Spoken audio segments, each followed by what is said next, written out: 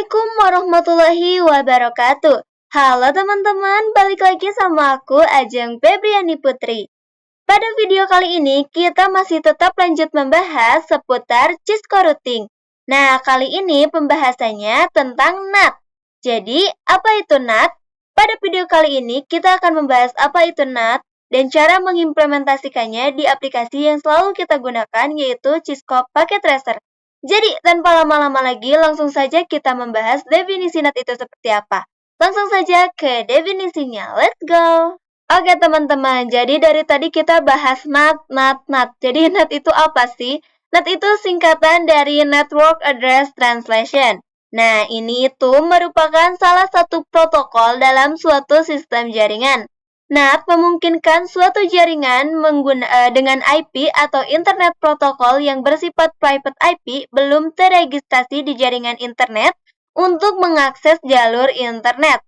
Hal ini berarti suatu alamat IP dapat mengakses internet dengan menggunakan IP private atau bukan menggunakan IP public. Nah, NAT ini biasanya dibenamkan dalam sebuah router. NAT juga sering digunakan untuk menggabungkan atau menghubungkan dua jaringan yang berbeda. Dan mentranslate atau menerjemahkan IP private dalam jaringan internet ke dalam menerjemahkan IP private dalam jaringan internal ke dalam jaringan yang legal network sehingga memiliki hak untuk melakukan akses data dalam sebuah jaringan. Seperti itu teman-teman. Oke, kita lanjut. Kemudian ada jenis NAT. Yang pertama ada full con NAT atau one-to-one NAT. Nah, NAT ini biasanya jenis NAT yang paling terbuka. Setelah alamat IP private dan port dipetakan ke IP public, siapapun dari internet dapat mengirimkan paket ke alamat IP public dan port tersebut. Nah, jenis NAT ini biasanya satu IP private dan port dipetakan ke satu IP public dan port yang tetap. Semua perangkat dari luar dapat mengakses perangkat internal melalui pemetaan tersebut. Cocok untuk aplikasi yang membutuhkan koneksi masuk, tetapi tingkat keamanannya lebih rendah. Kemudian yang kedua ada restricted con NAT. Nah, NAT jenis ini hanya mengizinkan paket masuk dari alamat IP luar yang sebelumnya pernah dihubungkan oleh perangkat di dalamnya. Jadi, portnya itu tetap sama, hanya IP eksternal yang pernah menerima paket dari perangkat internal yang dapat mengirim balasan dan lebih aman dibandingkan full con NAT ya. Lanjut, masih di jenis NAT. Yang ketiga ada port restricted con NAT. Nah, NAT jenis ini lebih ketat daripada NAT sebelumnya. Selain harus berasal dari alamat IP yang sama, paket juga harus berasal dari nomor port yang sama yang sebelumnya telah dihubungi. Yaitu satu koneksi ke tujuan tertentu memiliki pemetaan tersendiri. Hanya tujuan yang sesuai dengan pemetaan tersebut yang dapat mengirim balasan.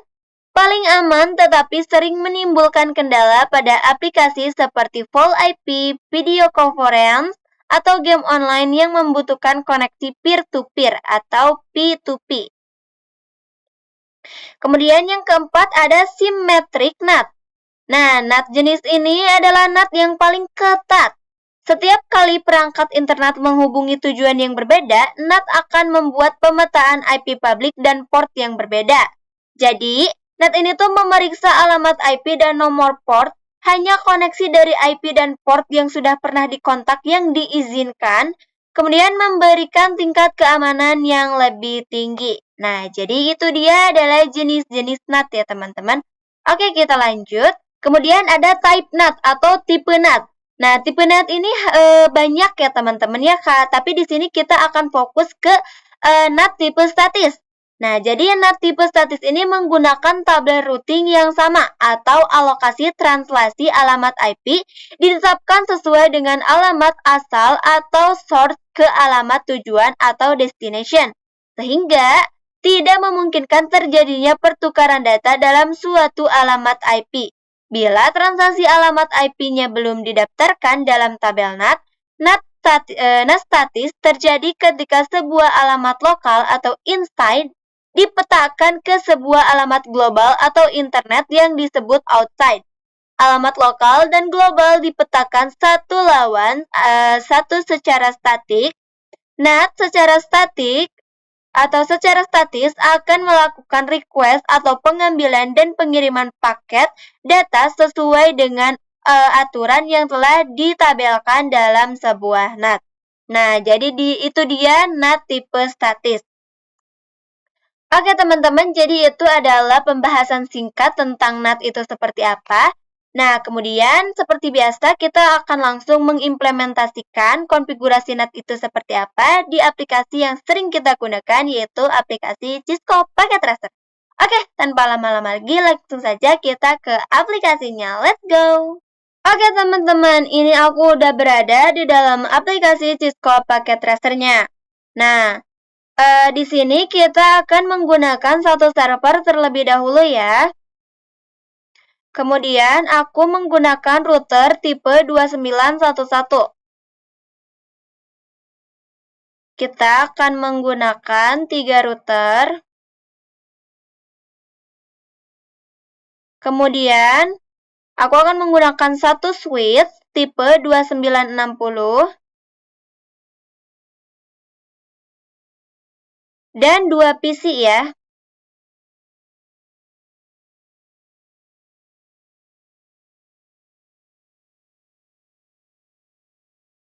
Oke, di sini aku akan sambungkan dulu menggunakan kabel.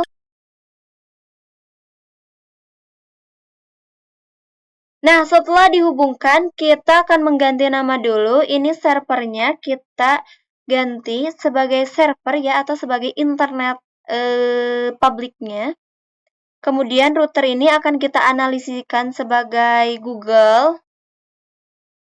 Kemudian router 1 sebagai ISP. Dan router 2 sebagai client. Nah, kalau sudah seperti ini kita rapikan sedikit. Nah, kalau sudah seperti ini, kita bisa langsung memulai konfigurasinya. Yang pertama, kita akan konfigurasi dulu. Sebelum itu aku mau nambahin dulu IP-IP-nya ya. Aku akan tulis di sini. Bentar, ini kita rapiin dulu ya. Oke, di sini aku mau nambahin dulu IP untuk ini tuh 192.172.2/10.2/24. Kemudian yang ini 172.16.10.1/24. Nah, kemudian yang ini 10.10.10.1/30. Yang ini 10.10.10.2/30.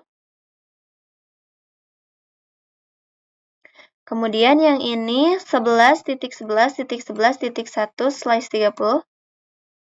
Yang ini 11.11.11.2/30. Nah, kita juga akan menambahkan VLAN untuk PC yang ini. VLAN 10 dengan IP 192.168.10.1/24. Nah, untuk yang ini VLAN 20 dengan IP 192.168.20.1/24. Oke. Jadi ini untuk port yang ini untuk ini untuk ini untuk ini untuk ini. Nah, dan itu untuk itu ya. Oke, nah kalau sudah kita langsung konfigurasi di router Google terlebih dahulu. Nah, seperti biasa kita ke CLI. Di sini kita no. Kemudian enable konfigurasi terminal, interface, RA atau range G0/0 sampai 1. Kemudian kita nyalakan dengan berikan perintah no shutdown. Nah, setelah sudah, kita berikan perintah interface G0/0. Kita berikan IP. Nah, IP-nya itu yang G0/0, berarti yang ini ya, G0/0. Kita berikan IP. 172.16.10.1 dengan subnet mask 255.255.255.0. Kemudian untuk interface G0/1 kita lihat. Nah, G0/1 kita akan pakai IP-nya yang ini ya. Oke. IP address-nya 10.10.10.1 dengan subnet mask 255.255.255.252. Oke, kalau udah kita lanjut konfigurasi di router ISP. Langkahnya sama seperti tadi, enable konfigurasi terminal. Kemudian interface range G0/0 sampai 1. No shutdown untuk menyalakan. Nah, kalau sudah nyala, interface G0/0, kita lihat dulu. Interface G0/0 itu yang ini ya, teman-teman. Nah, yang itu.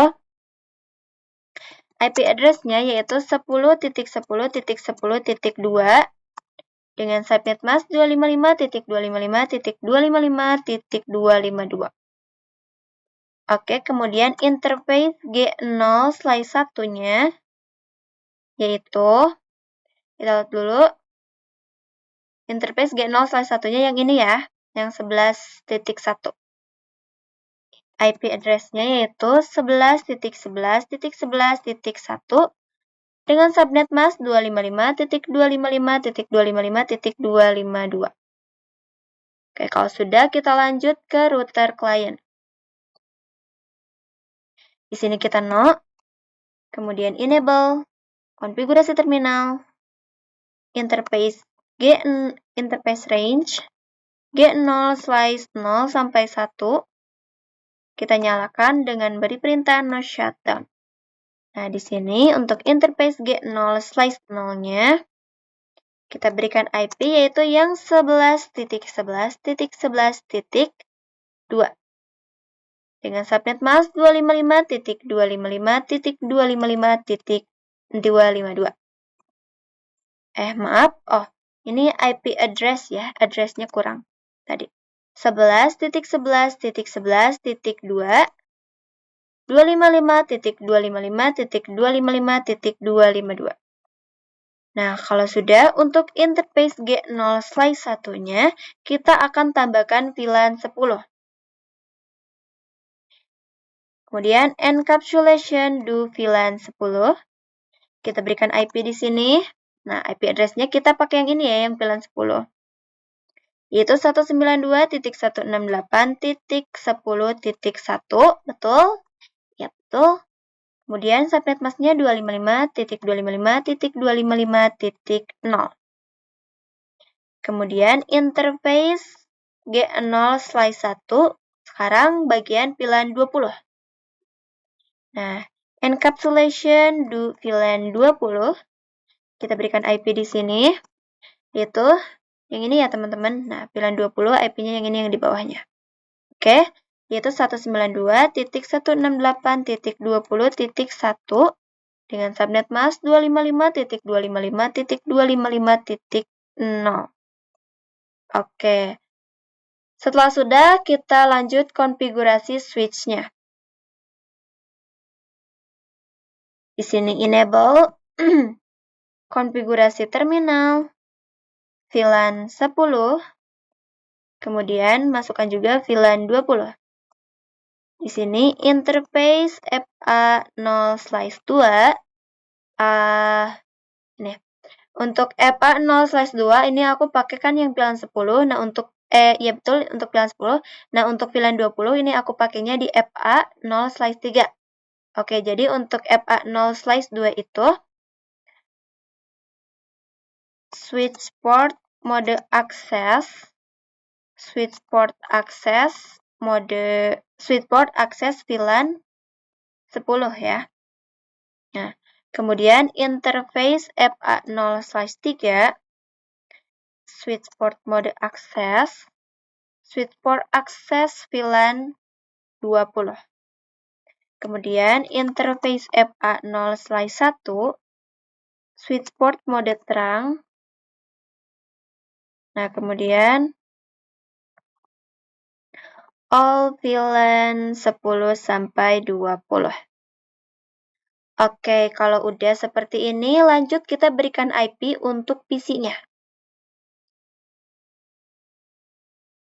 Yaitu 192.168.10.2. Kita copy ini untuk default gateway-nya. Kita ganti dengan 1.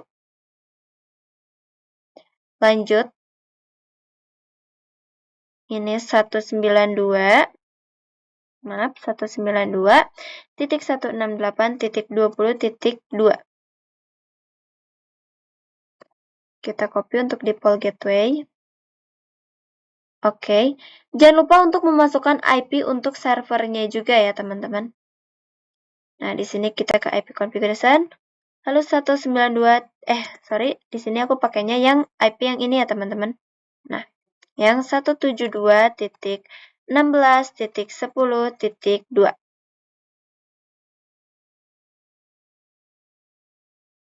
Kemudian, nah, setelah sudah memberikan IP untuk PC dan juga servernya, sekarang kita akan coba ping ya, teman-teman, menggunakan pesan. Apakah berhasil kekirim dari router klien ke server?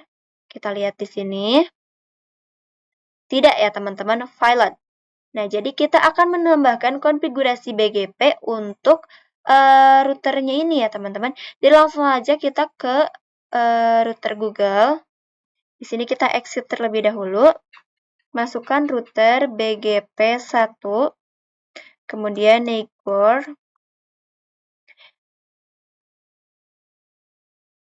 neighbor 10.10.10.2.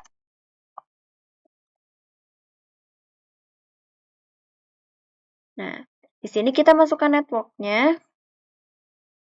Yang pertama itu 10.10.10.0 dengan mask 255.255.255.252.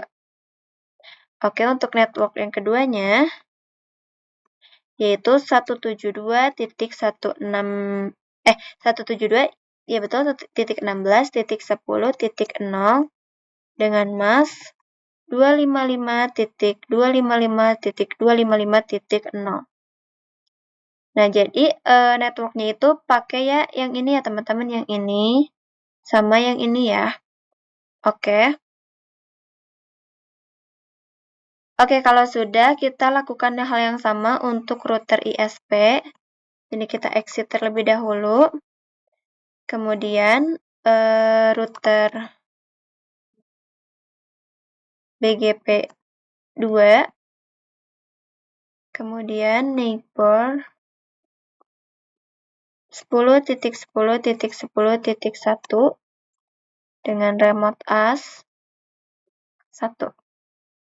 Nah, kemudian networknya. Nah, kita pakainya yang ini terlebih dahulu ya, teman-teman. Kita pakainya yang ini terlebih dahulu. Jadi di sini untuk networknya 11.11.11.0 dengan mask 255.255.255.252.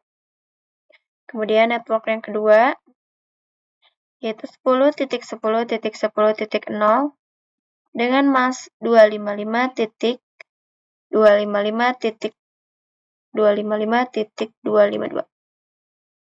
Oke, kalau sudah kita lanjut ke router klien. Di sini kita akan memberikan IP root ya. IP root-nya itu yang 0.0.0.0.0.0.0.0 dan 11.11.11.1. Lalu duping. Kita akan duping ke server ini ya, berarti IP-nya yang ini, yang 172.16.10.1.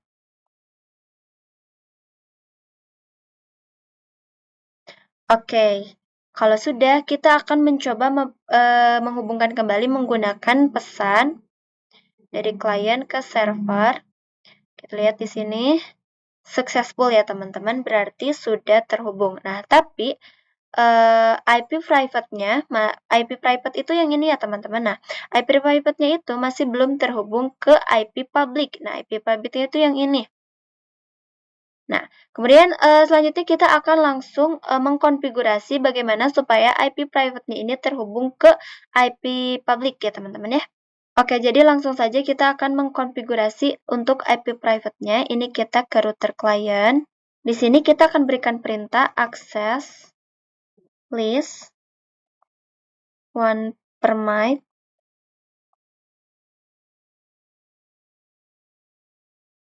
Nah, kita akan memasukkan IP yang pilihan 10 terlebih dahulu, yaitu yang 192.168.10, kemudian 0.0.0.255. Kemudian sekarang yang pilihan 20. One permit.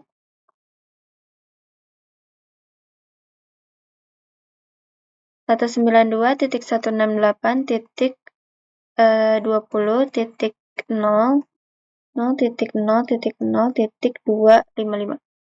Kemudian kita berikan perintah ipnat inside source. Jangan lupa menggunakan tanda tanya. Nah, di sini ada list dan ada static. Kita akan menggunakan yang list terlebih dahulu ya teman-teman. Nah, kita akan menggunakan yang list 1 terlebih dahulu. Nah, setelah memberikan perintah ipnat inside sort list 1 menggunakan tanda tanya, di sini ada interface dan juga poll. Nah, kita akan menggunakan interface terlebih dahulu, yaitu interface G0/0. Nah, kemudian ada overload dan CR. Nah, kita akan menggunakan yang overload ya teman-teman. Oke, kalau sudah di sini interface G0/0, kemudian ipnat. Nah, di sini ada inside dan juga outside. Kita akan menggunakan yang outside ya teman-teman. Oke, di sini kita berikan perintah interface G0/1 VLAN 10 ya. Nah, ipnat yang ini inside.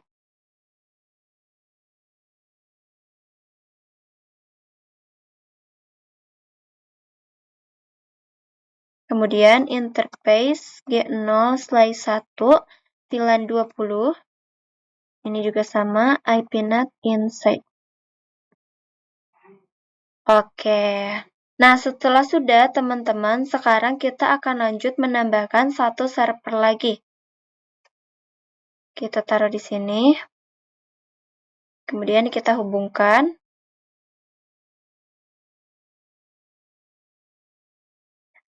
Nah, kita kembali lagi ke router client. Nah, di sini kita exit terlebih dahulu.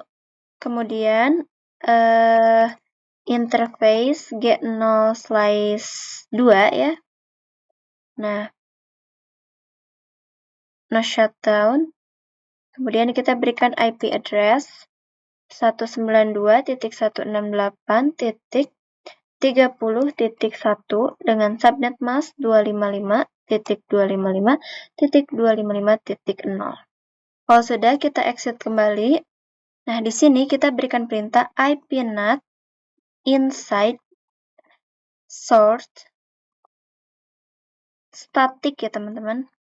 Dengan IP 192.168.30.2 ya, dan 11.11.11.3.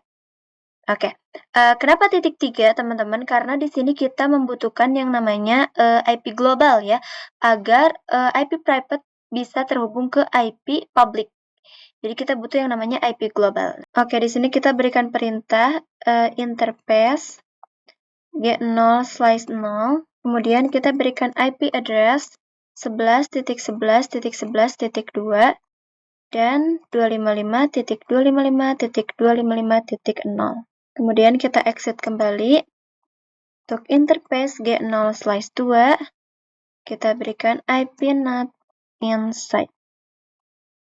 Oke, nah setelah sudah teman-teman kita berikan dulu IP untuk ke servernya, tapi sebelum itu kita akan pergi dulu ke service, ke HTTP. Nah, di indeks HTML-nya,